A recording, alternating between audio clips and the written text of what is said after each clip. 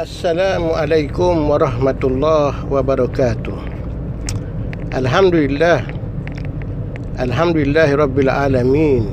Wassalatu wassalamu ala ashrafil anbiya'i wal mursalin wa ala alihi wa sahbihi ajma'in. Rabbi shrah li sadri wa yassir li amri wa hlul 'uqdatam min lisani yafqahu qawli. Alhamdulillah, syukur kita kehadrat Allah Subhanahu Wa Taala. Pada pagi ini dapat lagi kita mendengar sedikit tazkirah berkenaan Ramadan Al-Mubarak. Para pendengar yang saya kasihi, alhamdulillah kita berada di bulan yang mulia, bulan penuh kerahmatan.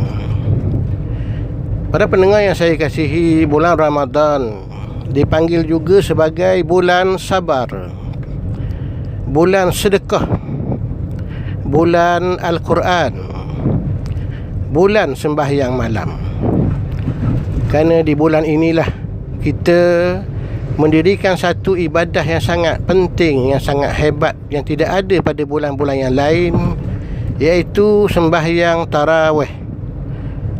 InsyaAllah di musim PKP ini sama-samalah kita melaksanakan ibadah tarawih ini di rumah masing-masing bersama suami, isteri dan anak-anak yang tersayang, insya-Allah dan alhamdulillah.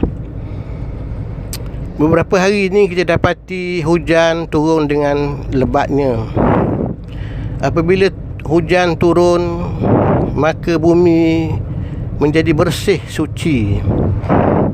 Bumi menjadi sejuk, bersih, bakteria kuman dihapuskan oleh Allah Subhanahu Wa Taala. Bumi mendapat rahmat daripada Allah kerana setiap inci bumi itu ditimpa air hujan. Hujan yang turun bagaikan mutiara ini merupakan rahmat daripada Allah Subhanahu Wa Taala. Para pendengar yang saya kasihi, alhamdulillah, marilah sama-sama kita melipat gandakan amal-amal soleh kita. Marilah sama-sama kita menambahkan bekal-bekal akhirat kita di bulan yang mulia ini, insya-Allah. Sediakanlah masa sebanyak-banyaknya untuk kita beramal soleh. Perbanyakkanlah membaca Al-Quran di bulan yang mulia ini. Perbanyakkanlah beristighfar kepada Allah. Perbanyakkanlah berzikir, perbanyakkanlah doa, munajat, perbanyakkanlah sedekah. Kerana Rasulullah di bulan Ramadan menjadi insan yang paling banyak bersedekah, sehingga kan tidak diketahui apa yang diberi oleh tangan kanannya. Rasulullah SAW paling banyak bersedekah di bulan Ramadan. Rasulullah bersedekah seperti angin yang berlalu. Para pendengar yang saya kasihi, agama hanyalah dapat dirasai oleh orang-orang yang menegakkannya dalam dirinya. Kalau kita menegakkan ibadah solat, kitalah yang dapat merasai nikmat ibadah tadi. Kalau kita menegakkan ibadah berpuasa, kitalah yang merasainya, betapa nikmat dan lazatnya puasa itu. Kalau kita menegakkan ibadat zikir dalam diri kita, hanya kita yang dapat merasai nikmatnya. Dan begitulah seterusnya. Kalau kita menegakkan ibadat membaca salawat kepada Rasulullah, beristighfar, bermunajat, berdoa, menangis kerana takutkan Allah, maka hanya kita yang dapat merasainya. Kalau kita menegakkan ibadah sedekah, walaupun hanya dengan RM1, walaupun hanya dengan 2-3 biji buah tamar, Allah membalasnya berganda-ganda, kerana rahmat Allah itu maha luas kepada kita.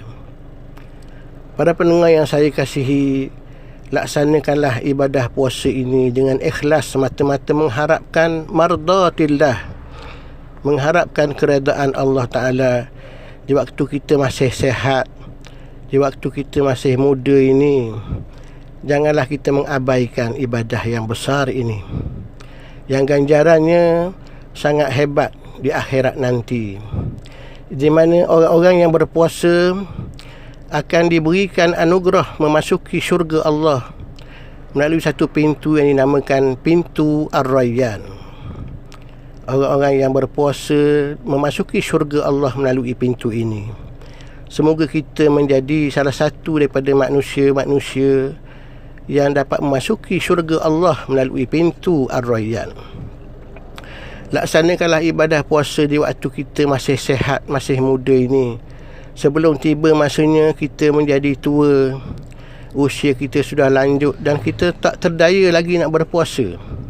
Ada orang yang umurnya sudah 80, 90 tahun, berkeinginan untuk berpuasa tapi tak mampu.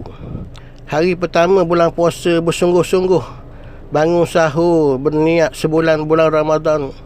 Tetapi sewaktu menjalani ibadah itu, dia tidak mampu meneruskannya kerana usianya yang sudah lanjut. Maka bagi mereka diwajibkan untuk membayar fidyah.